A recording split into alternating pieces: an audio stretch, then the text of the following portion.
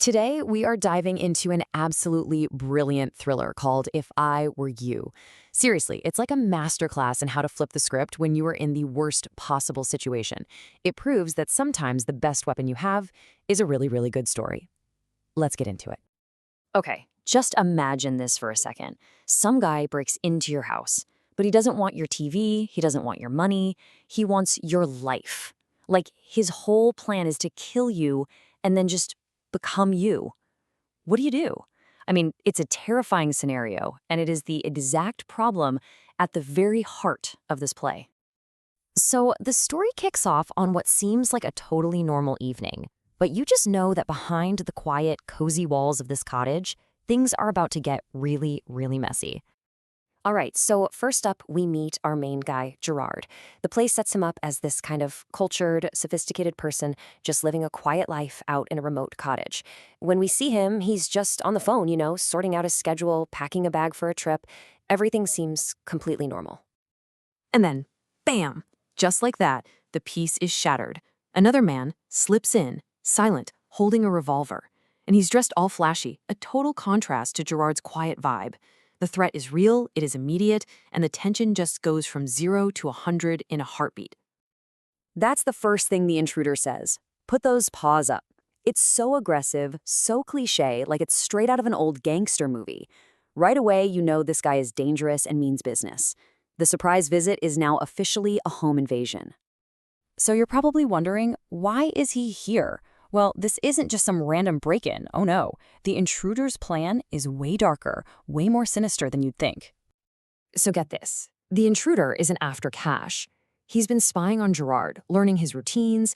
He even knows his full name, Vincent Charles Gerard. The plan is to murder him and literally steal his identity. And this guy has thought it through. We find out he's actually a jewel thief on the run because he killed a cop. So by becoming Gerard, this quiet, mysterious guy who doesn't seem to have many friends, he thinks he can just disappear and escape the law for good. And he doesn't even try to hide it. He just lays it all out there with this one chillingly simple line. There's no room for misunderstanding. This is the exact moment Gerard realizes just how much trouble he's in. Now, faced with, certain death, most people would probably start panicking. But Gerard is not most people. And this is where the story stops being a simple home invasion and turns into this high-stakes game of psychological chess.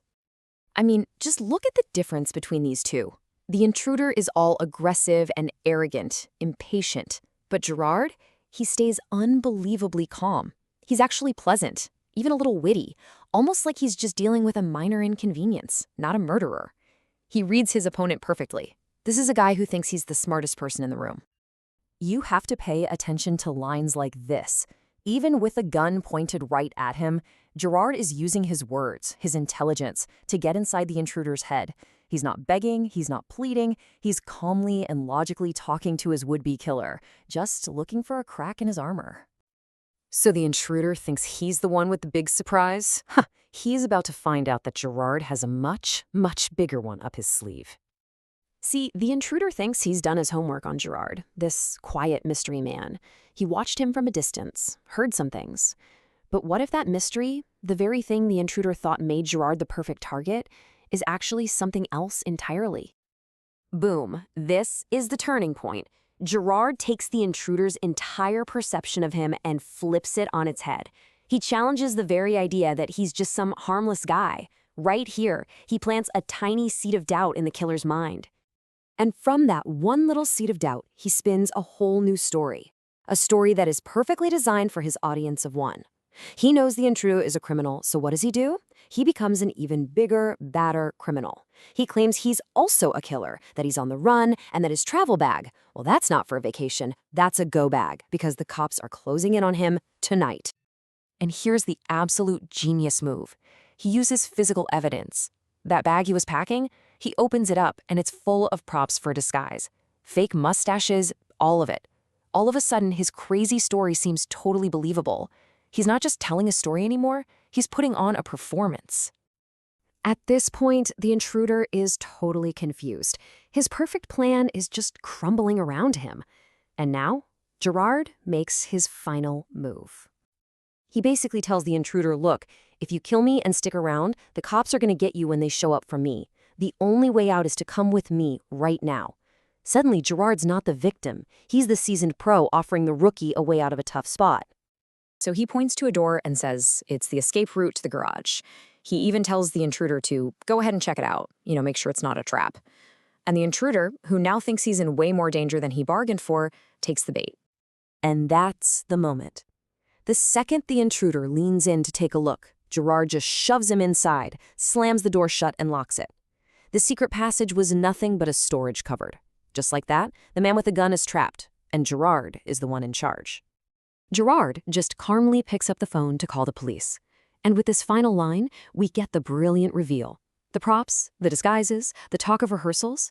It turns out Gerard is a playwright. His cool demeanor wasn't a sign of being a hardened criminal, it was the composure of a performer. He didn't just outsmart a killer, he wrote and directed his own escape. Which really leaves us with this one big question, doesn't it? In a showdown between brute force and a well-told story, what really comes out on top? The intruder might have had the gun, but Gerard had the better script, and he knew his audience perfectly.